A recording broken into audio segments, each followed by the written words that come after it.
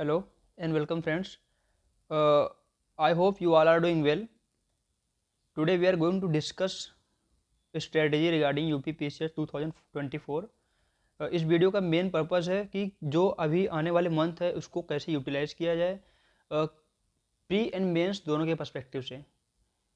हमारा टारगेट ये है कि एग्ज़ाम को क्रैक करना, ओके, ना कि केवल प्री निकाल के बैठ जाना। इसलिए हमारा इस वीडियो बनाने का यही मोटिव है कि कैसे आने वाले मंथ में मेंस के लिए प्रिपरेशन किया जाए, उसके बाद प्री के लिए क्या टाइम देना चाहिए, कितना टाइम देना चाहिए जो सफिशियंट हो। तो बेसिकली यहाँ पे कुछ रूमर्स आ रहे हैं या फिर इनसाइडर्स न्यूज़ आ रहे हैं कि जो एग्ज़ाम प्री का है वो मार्च में हो सकता है, और वैसे जो इसका नॉर्मल साइकिल होता है ये मई या फिर जून के फर्स्ट या सेकेंड वीक में होता है।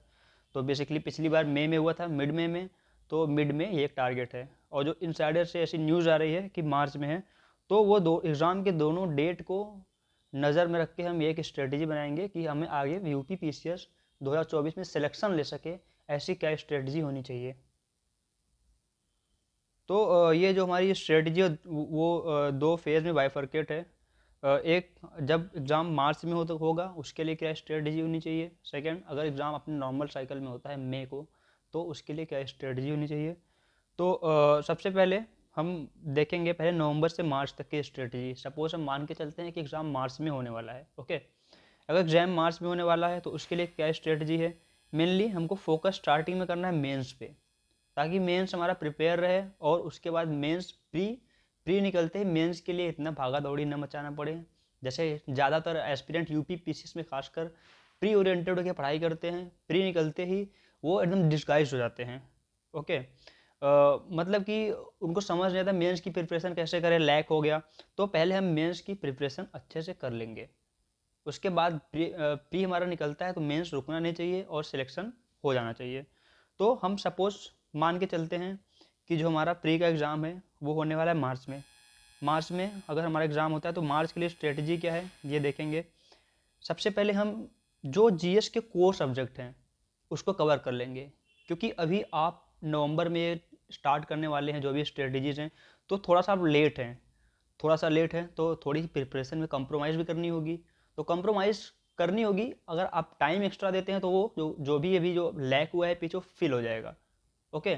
तो इसके लिए क्या करना है कि स्ट्रेटजी है कि नवंबर दिसंबर टिल 15 तक टारगेट रहेगा मेंस का। अगर मार्च में होता है तो मार्च के सेकेंड वीक में, थर्ड वीक में लोग ऐसा गेस कर रहे हैं कि, या फिर इनसाइडर्स ऐसी न्यूज़ आ रही है कि थर्ड वीक में मार्च के एग्ज़ाम होने को है प्रीलिम का। तो इसके लिए स्ट्रेटजी क्या होगी, पहले मेंस पे फोकस करेंगे मिड दिसंबर तक, स्टार्टिंग नवंबर से मिड दिसंबर तक क्या करेंगे। तो नवंबर में मेरा टारगेट क्या होना चाहिए वो हम बताते हैं आपको। नवंबर में सबसे पहले आपकी तीन चीज़ें कवर हो जानी चाहिए। एथिक्स जो कि पेपर 4, जीएस का पेपर 4, अगर एथिक्स कवर हो जाता है तो आपका एक वाइडर सेक्शन आपका कवर हो जाएगा। इसमें स्टूडेंट लैक करते हैं, इसको इग्नोर करते हैं, ये सबसे ज़्यादा इग्नोर करते हैं लोग इसको, सबसे ज़्यादा मार्क्स से देता है आपको अगर आपने अच्छे से प्रिपेयर कर लिया है तो। उसके बाद एथिक्स के बाद एथिक्स फोकस करना है। एथिक्स के बाद हमको करना है UP special, UP special focus करना है। देखिए यूपी स्पेशल जो है वो बहुत ज़्यादा मतलब बड़ा सिलेबस नहीं है। अगर आप जीएस के चारों पेपर को तैयार किए हैं और एक एप्लीकेशन बेस्ड सिलेबस है। आप अभी पीवाईक्यू में डिस्कस करेंगे अगले वीडियो में, वहाँ पे दिखाएंगे कि कैसे यूपी स्पेशल के जो क्वेश्चंस मेंस के इस बार थे सीधा जीएस के ही क्वेश्चंस थे, बस वो एप्लीकेशन बेस्ड थे यूपी के रिगार्डिंग। ठीक है, जैसे आप पढ़ते हैं attorney general of India, okay, तो उसको उस हिसाब से यूपी में पूछा है एडवोकेट जनरल। तो इस तरीके से क्वेश्चन बनता है।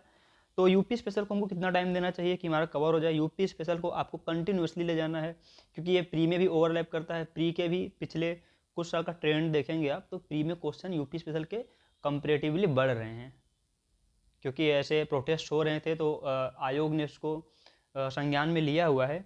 तो यूपी स्पेशल इन केस अगर हमारा एग्ज़ाम प्रीलिम का मार्च में होता है तो वीक के 3 दिन में एक बार आपको यूपी स्पेशल को पूरा देना है। एक दिन कम से कम यूपी स्पेशल को आप अपने अकॉर्डिंग 3-4 घंटे उसको देंगे।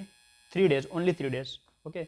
इन 3 दिन में अगर आप यूपी स्पेशल को हर हफ्ते देते हैं तो जैन के लास्ट तक देंगे आप तो तब भी कवर हो जाएगा यूपी स्पेशल आपका, क्योंकि वो प्री में भी ओवरलैप है तो आपको बाद में पढ़ना होगा।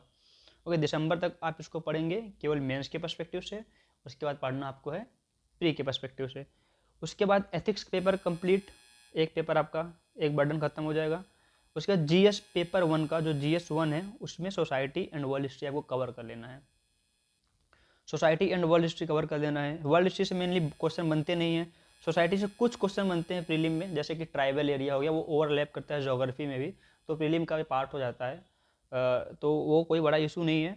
सोसाइटी मेनली अगर आप 3 से 4 दिन देंगे तो आपका कवर हो जाएगा। वर्ल्ड हिस्ट्री को भी ऐसे 1 हफ्ते देंगे तो आपका कवर हो जाएगा। वर्ल्ड हिस्ट्री से क्वेश्चन अच्छे खासे आते हैं। यूपीएससी में कम क्वेश्चन आता है, लेकिन यूपी पीसीएस में वर्ल्ड हिस्ट्री से क्वेश्चन आने ही आने हैं, तो ये आप इसको इग्नोर नहीं कर सकते वर्ल्ड हिस्ट्री को।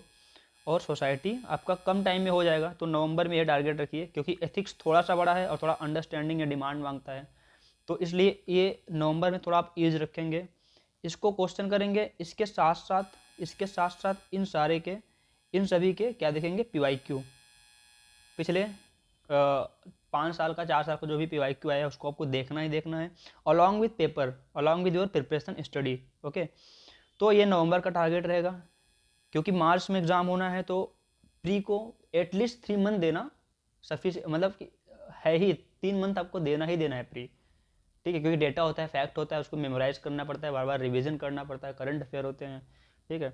तो उसके लिए हम यहाँ पे दिसंबर टिल 15 तक ही रखेंगे टारगेट मेंस का। इसमें क्या होगा कि आपको मेंस की कुछ चीज़ें कंप्रोमाइज़ करनी ही पड़ेगी, क्योंकि आप ऑलरेडी थोड़ा सा लेट हैं, वो लैक है, उस लैक को कहाँ फिल करेंगे, हम फिल करेंगे प्रीलिम के बाद, क्योंकि अगर मार्च में एग्ज़ाम होता है, क्योंकि हो रहा है इलेक्शन के चक्कर में, इलेक्शन की वजह से हो रहा है मार्च में एग्ज़ाम, मेंस होना है अपने टाइम पे सितंबर में ही है, तो उसके बीच में आपको ठीक ठाक गैप मिल जाएगा। तो मेंस की जो चीज़ें लैक हुई है आप उसको वहाँ ईजिली तरीके से आप उसको प्रिपेयर कर लेंगे, तो इसमें घबराने वाली कोई बात नहीं है।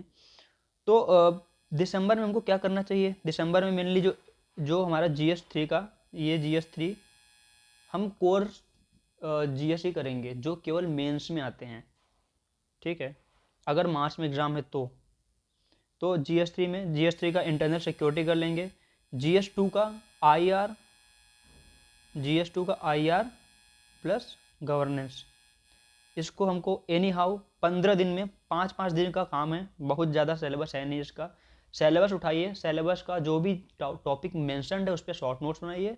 उसका क्या आप देखेंगे, सपोज कोई टॉपिक आ जाता है, ठीक है, जैसे रीजनलिज्म एक टॉपिक है, ये हम आपको बता रहे हैं कि नोट्स कैसे बनाने हैं। रीजनलिज्म टॉपिक है, तो व्हाट रीजनलिज्म होता क्या है, पहली चीज़ जो हमको ध्यान रखना है, ठीक है। इसका ओरिजिन क्या है, ओके। इम्पैक्ट क्या है, इम्पैक्ट में 2 आएंगे, पॉजिटिव एंड नेगेटिव, ओके। और यहाँ पे जो प्रॉब्लम है उससे कॉम्बैट कैसे किया जाए, तो वे फॉरवर्ड। तो इतना ही आपको नोट्स बनाने हैं जो भी टॉपिक मेंशन्ड है उसको लेके।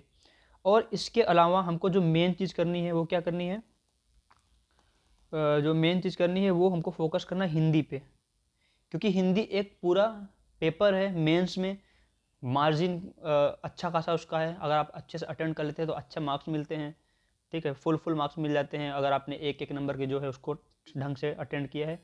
तो हिंदी को आपको 1 घंटे पर डे देना है, बिना किसी प्रेशर के आप उसको कैरी करिए, प्रीलिम तक कैरी करिए, क्योंकि हिंदी में जीएस का 20-22 क्वेश्चन आते हैं, और आपने प्रीलिम में जीएस के मतलब सीसैट के पेपर में हिंदी और रीजनिंग ही कर लिया और इंग्लिश का कंप्रीहेंशन, तो आपका सीसैट हो जाना है। 22-23 क्वेश्चन अभी आते हैं, 22-24 क्वेश्चन आ रहे हैं हिंदी के सीसैट में, तो आपको वहाँ से ये हिंदी वहाँ से भी कवर हो जाना है, ओके। तो हिंदी को आपको 1 घंटे पर डे देना है टिल प्रीलिम, ठीक है, इसमें कोई आलस नहीं, कोई एक्सक्यूज़ नहीं, ओके। आगे सपोज हम मानते हैं कि जो अपना एग्ज़ाम है वो नॉर्मल साइकिल में होता है, ठीक है। एग्ज़ाम अगर नॉर्मल साइकिल में होता है तो हमको क्या करना है, ठीक है। एग्ज़ाम नॉर्मल साइकिल मतलब मई में होता है, मिड में होता है, लास्ट में होता है, जैसे यूपीएससी का 26 में है तो उसके 1 हफ्ते आगे या 1 वीक पीछे ऐसे ही इसका टारगेट होता है यूपीपीएससी से कराने का। तो उसके बाद हमारी स्ट्रेटजी यहाँ पे थोड़ी सी ही चेंज होगी, ज़्यादा नहीं होगी, थोड़ी सी चेंज होगी। तो प्रीलिम के लिए हम थोड़ा सा 10-15 दिन एक्स्ट्रा देंगे, मेंस के लिए थोड़ा एक्स्ट्रा मिलेगा, तो इसके रिगार्डिंग क्या हमारी स्ट्रेटजी है उसको देखेंगे। सो यहाँ पे आपको मेंस के लिए कम कंप्रोमाइज़ करना पड़ेगा, क्योंकि प्री के बाद आपको मेंस के लिए उतना टाइम भी नहीं मिलेगा, तो इसलिए मेंस को और चीज़ें पहले ही तैयार कर लेनी है। यहाँ पे छूटेगा खास कुछ नहीं, कुछ ही चीज़ छूटेगा जो आप प्री के बाद कवर कर लेंगे। तो नवंबर का क्या टारगेट होना चाहिए, वही एथिक्स। एथिक्स आपकी कंप्लीट हो जानी चाहिए any how. Okay, case studies उसके कंप्लीट हो जाने चाहिए एथिक्स के। नोट्स प्रिपेयर कर लीजिए आप, जो भी केस स्टडीज़, जो कुछ बर्निंग इशूज़ चल रहे हैं जो आपको लगता है इस पर केस बन सकते हैं। ओके, यूपी स्पेशल को आप दिन कम कर सकते हैं, 2 दिन दीजिए आप हफ्ते में यूपी स्पेशल को, वो आपका उसमें से आपका यूपी स्पेशल कवर हो जाना है। बस यही देखना है कि एप्लीकेशन बेस्ड। ओके, जैसे आपने इंडियन नेशनल मूवमेंट पढ़ा, इंडियन नेशनल मूवमेंट में यूपी का क्या कंट्रीब्यूशन था, आप ऐसे बनाए। ओके, टूरिज्म पढ़ा तो यूपी में टूरिज्म कैसा है, आपको ऐसे करना है। आर्ट एंड कल्चर पढ़ा तो यूपी के आर्ट एंड कल्चर कैसा है, ऐसे ही करके बस, और कुछ एक्स्ट्रा नहीं करना है आपको, केवल एप्लीकेशन बेस्ड पेपर पूरा है ये, ठीक है। और जीएस में सोसाइटी हमको कवर कर लेनी है, वर्ल्ड हिस्ट्री कवर कर लेनी है, जो कि पहले ही पिछला टारगेट था मेरा। उसके अलावा हमको आईआर कंप्लीट कर लेना है नवंबर के मंथ में, ठीक है। इसके बियॉन्ड हमको क्या करना है, उसके बाद दिसंबर के मंथ में क्या करना है हमको, सबसे पहले इंटरनल सिक्योरिटी पहले टारगेट था। गवर्नेंस कर लेना है। साइंस एंड टेक को यहाँ पे एक्स्ट्रा रखा गया। साइंस एंड टेक बेसिकली आप करंट अफेयर से करिएगा, जो भी करंट इशूज़ चल रहे हैं उससे आप साइंस एंड टेक करिए, ठीक है। और साइंस एंड टेक की अभी जो पिछले टाइम जो विजन की मेंस 365 थी, उसको आप प्रिपेयर करिए। ये इस बार के लिए तो इम्पोर्टेंट था, अगली बार के लिए भी रहेगा, ठीक है। आप एटलीस्ट वही प्रिपेयर कर लीजिए, या फिर किसी भी इंस्टीट्यूट की जो कंपाइलेशन आती है साइंस एंड टेक, वहाँ से कर लीजिए, दैट विल बी एनफ। उसके बियॉन्ड आपको क्या करना है, एंशियंट हिस्ट्री। ये देखिए आपका टाइम कंज्यूमिंग है, इसलिए ये जो 3 ऊपर के हैं, इंटरनल सिक्योरिटी हो गया, गवर्नेंस हो गया एंड साइंस एंड टेक हो गया, ये बहुत ज़्यादा टाइम नहीं लेने वाला है। अगर आप चाहेंगे तो 12-13 दिन में हार्डली तीनों को कवर कर सकते हैं। उसके बियॉन्ड जो आपको टाइम मिलता है, एंशियंट हिस्ट्री करिए, ओके। इसके अलावा आपको PYQ as a Bible use करना है। PYQ यूज़ करिए, PYQ को देखिए और एनालाइज करिए, कोशिश करिए उसको सॉल्व करने की, या फिर अपने माइंड में स्ट्रक्चर फ्रेम करने की, ओके। उसके बाद क्या करना है, जैन में हमको करना है मॉडर्न हिस्ट्री पूरी फोकस होनी चाहिए हमारी। Medieval history, art and culture and Indian polity. ये सेक्शन अगर आपने कवर कर लिया जैन तक, तो आप देखेंगे कि आपका GS1 मेंस के लिए, GS2 ओके एंड GS3 का security and science and tech ये कवर हो जाएगा। उसके बाद आपका बचेगा क्या, इन्वायरमेंट प्लस इकोनॉमिक्स। आपको इसके साथ कंप्रोमाइज़ करना पड़ेगा अभी, या फिर अगर आप चाहें कि ये इन्वायरमेंट और इकोनॉमिक्स करना चाहते हैं, बाकी किसी और सब्जेक्ट को कंप्रोमाइज़ करना चाहते हैं, तो आप उसके अकॉर्डिंग कर लीजिए। इकोनॉमिक्स के ज़्यादा क्वेश्चन होते नहीं हैं प्रीलिम में, इसलिए मैं इन दोनों को बाद में रखा हूँ, इकोनॉमिक्स को, इन्वायरमेंट को, क्योंकि इकोनॉमिक्स के ज़्यादा क्वेश्चन होते नहीं प्रीलिम में, और जो होते हैं वो स्टैटिक्स नहीं होते हैं, डायनेमिक होते हैं, करंट अफेयर से ही होते हैं। आप उसको करंट अफेयर से ही कवर कर लेंगे तो कोई इशू ही नहीं है बड़ा। और इन्वायरमेंट क्या है, इन्वायरमेंट का ऐसा है कि आप घटना चक्र की जो पूर्वावलोकन आती है, जो प्रीव्यू करके आती है, उससे कवर कर लेंगे, उसके बियॉन्ड कुछ नहीं आता है। इवन इन्वायरमेंट के बहुत ही इजी क्वेश्चन प्रीलिम में आते हैं, तो उसके लिए कोई पढ़ने की ज़रूरत मेंस की पर्सपेक्टिव से अभी नहीं है, मतलब कि कर सकते हैं आप, रिप्लेस करना चाहे कर सकते हैं, लेकिन अगर आपके पास क्योंकि टाइम नहीं है तो कंप्रोमाइज़ करना ही पड़ेगा, तो आप उसको बाद में कर सकते हैं, ओके। और इसके बाद फैब से लेके जो भी टाइम हमारा फैब से लेके मई तक है, उसको एक्सक्लूसिव प्री के लिए देना है, ठीक है, केवल और केवल प्री के लिए देना है। हम अगले वीडियो में, ये था मेंस की स्ट्रेटजी, कुछ आप अपने अकॉर्डिंग इसको चेंज भी कर सकते हैं, एग्ज़ाम डेट के अकॉर्डिंग चेंज कर सकते हैं, मार्च में है, मई में है, ठीक है। उसके बाद हम अगले वीडियो में डिस्कस करेंगे सोर्सेस, मेंस के लिए सोर्सेस क्या होने चाहिए, ठीक है। और अगले वीडियो में डिस्कस करेंगे प्रीलिम के लिए सोर्सेस क्या होने चाहिए, प्रीलिम के लिए स्ट्रेटजी क्या होनी चाहिए कि प्रीलिम क्लियर किया जा सके 3 मंथ के अंदर। मेंस को इतना टाइम दीजिए आप अच्छे से, अभी मेंस पे फोकस रहिए, कोई इधर उधर भागने की कोई ज़रूरत नहीं है। प्रीलिम अभी सोचने की बहुत ज़्यादा ज़रूरत नहीं है, अगर आप प्रीलिम निकाल भी लेंगे, मेंस की प्रिपरेशन नहीं है, तो आप एक विशेष साइकिल में जाएंगे जो कि आप पूरा टाइम आपका बर्बाद जाएगा। अगली बार कभी प्रीलिम होगा, मेंस नहीं होगा उसी चक्कर में।